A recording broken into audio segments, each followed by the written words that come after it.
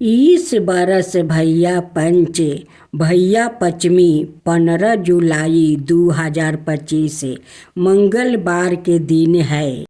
सावन मास की कृष्णा पक्ष की पचमी तिथि के दिन भैया पंचमी और नाग पंचमी का त्योहार मनाया जाता है।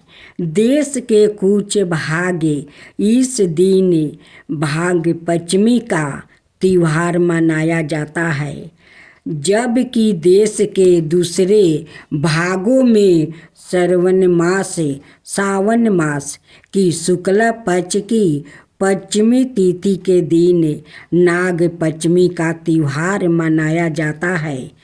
यह भाई बहन का त्योहार है। यह व्रत बहनें अपने भाई की मंगल कामना के लिए रखती है। भैया पंचमी तीसरे भैया पंच और नाग पंचमी के नाम से भी जाना जाता है।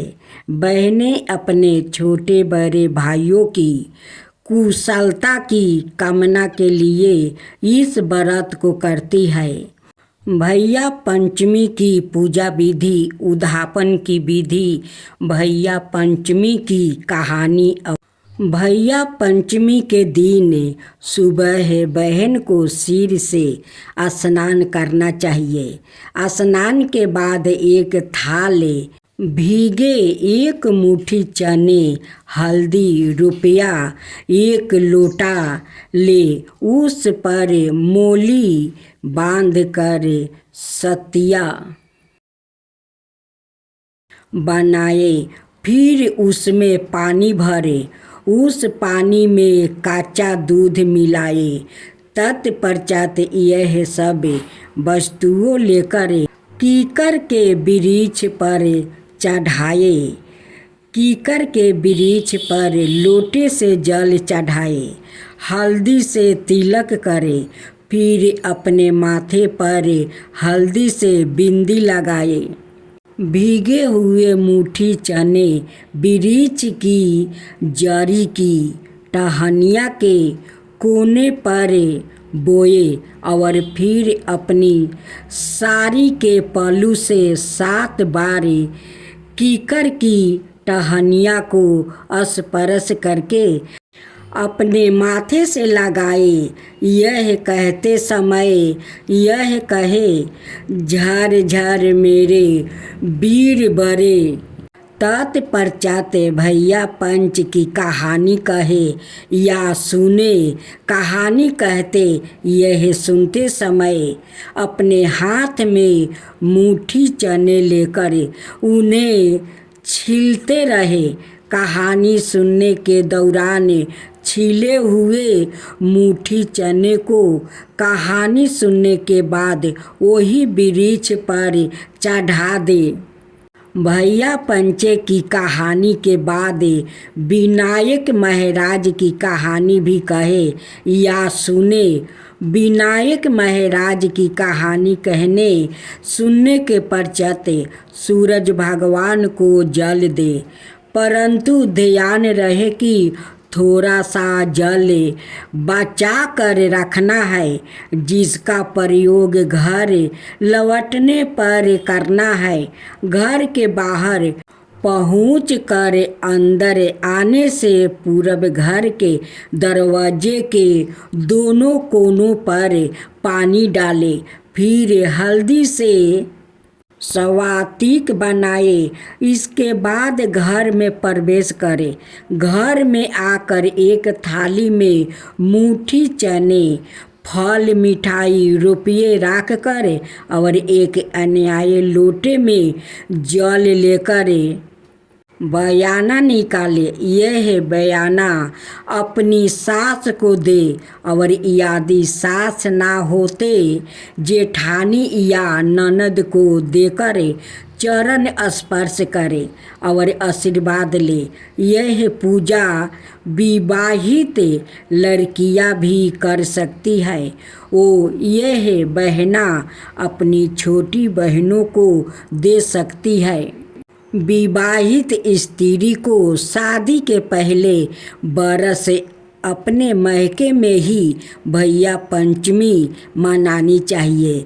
अच्छे से त्योहार होकर सिर पर चुनरी ओढ़कर भैया पंचमी की विधि विधान से पूजा करके कहानी सुनने के बाद एक थाली में भीगे हुए मुट्ठी चने रख कर साथ में फल मिठाई साड़ी ब्लाउज और दक्षिणा रख कर बयाना लेकर ससुराले जाकर अपनी सास या ननद या जेठानी को दे और उनके चरण स्पर्श करके आशीर्वाद प्राप्ति करे। अब श्रवण करे भैया पंच और नाग पंचमी की कहानी। बहुत समय पहले की बात है। एक गांव में एक साहूकार रहता था। उसके 7 पुत्र थे। वो 7 पुत्र विवाहित थे। साहूकार की 6 बहुओं के भाई थे और उनका महका बहुत समृद्धि था, परंतु 7वीं बहू के कोई भाई नहीं था और ना ही उसका महका इतना धनवान था। एक बार श्रावण मास की भैया पंचमी नाग पंचमी आई, तब साहूकार की 6 बहुओं अपने महके जाने की तैयारी करने लगी। जल्दी जल्दी घर के काम निपटा कर वो अपने महके भैया पंचमी मनाने जाना चाहती थी। वो 6 बहुओं कुएं पर पानी भर रही थी। तभी किसी ने उनसे पूछा कि तुम सभी तो यहाँ हो, पर तुम्हारी देवरानी कहाँ है? तो उन्होंने उत्तर दिया कि आज भैया पंचमी है और हमें अपने पीहर जाना है भैया पंचमी के पूजा के लिए, परंतु उसके कोई भाई नहीं है, इसलिए वो अंदर चुपचाप बैठी है और अपने काम कर रही है। उनकी सभी बातें एक सरप सुन रहा था। एक बार उस छोटी बहू ने उस सरप के जीवन की रक्षा करी थी, इसलिए वो सरप उसका आभारी थी।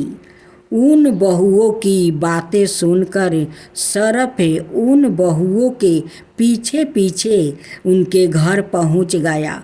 घर पहुंचकर उस सरप ने आदमी का रूप ले लिया।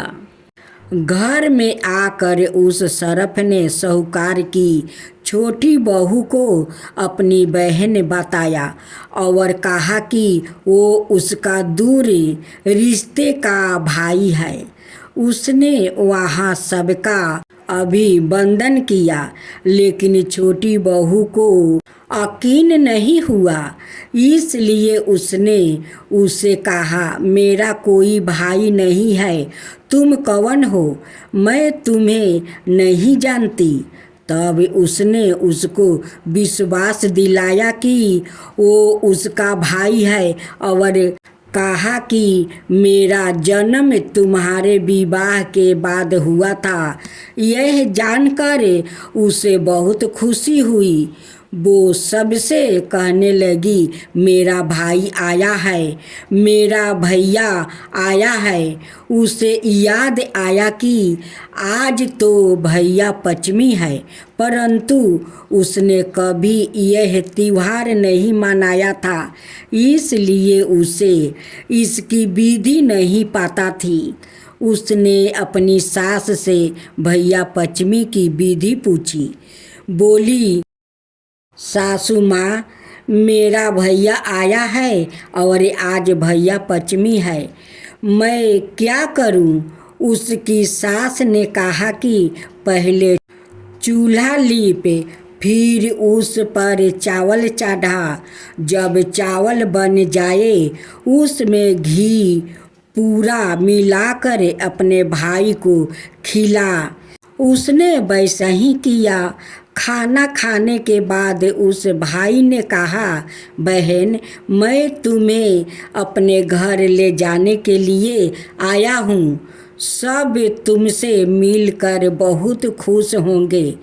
बहू ने अपनी सास से पूछा तो उसकी सासू ने भी उसे जाने की आज्ञा दे दिया। जब इंसान के रूप में सांप अपनी बहन को अपने साथ लेकर वहाँ से चला तो उसने मार्ग में उस बहन को अपने विषय में बताया कि मैं एक सांप हूँ और एक बार तुमने मेरे जीवन की रक्षा करी थी और मुझे भाई माना था, इसलिए मैं अब तुम्हारा धर्म का भाई हूँ। अपने बिल के पास पहुंचकर मैं अपने असली रूप में आऊँगा, तब तुम बिना डरे मेरी पूंछ को पकड़ लेना और मेरे साथ बिल में आ जाना।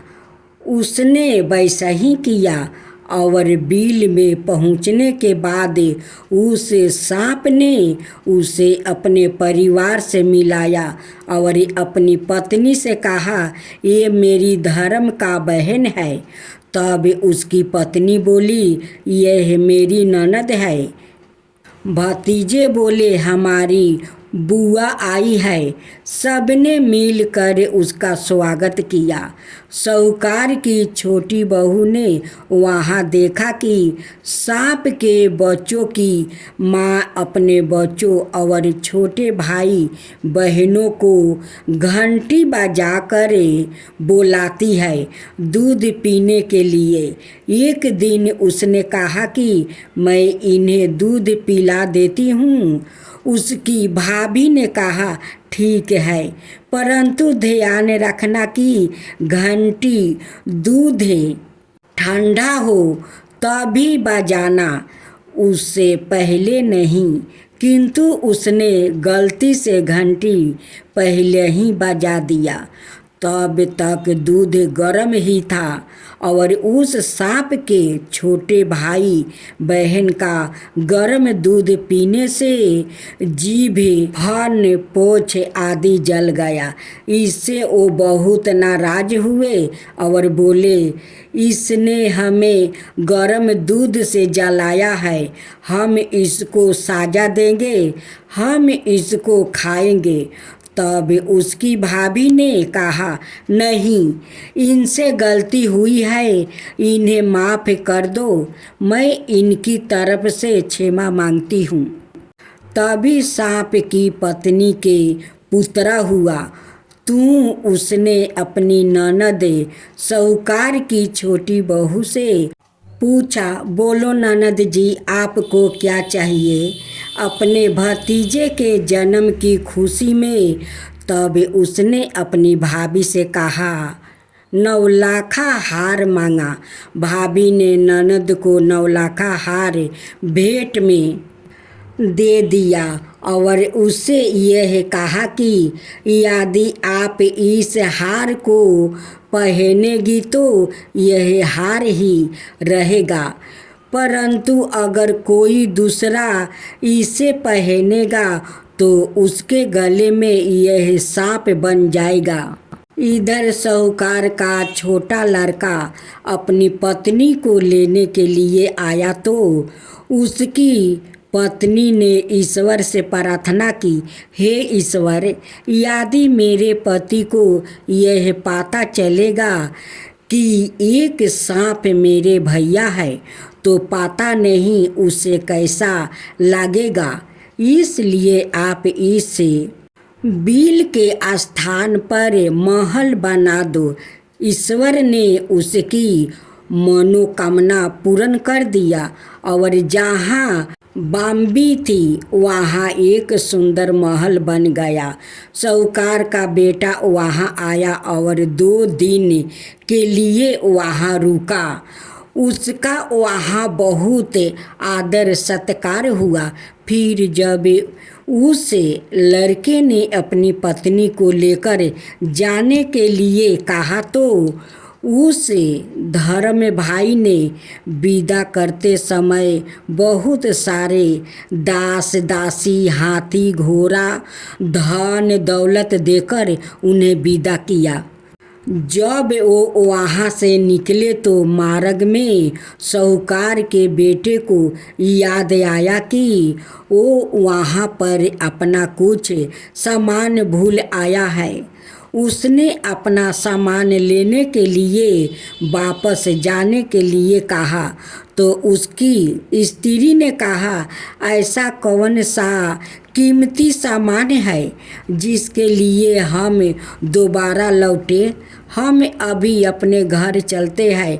परंतु उसका पति नहीं माना और वापस लौट कर उसी स्थान पर आ गया।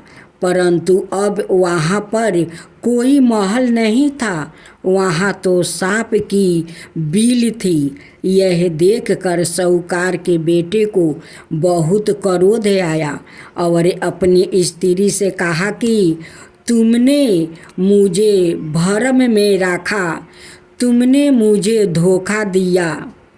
अब मुझे सच सच बताओ कि यह क्या माजरा है। तब उसकी पत्नी ने उसे सारी कहानी सुना दिया और कहा कि मेरे कोई भाई नहीं था, इसलिए सारी जेठनियाँ मेरा अपमान करती थी।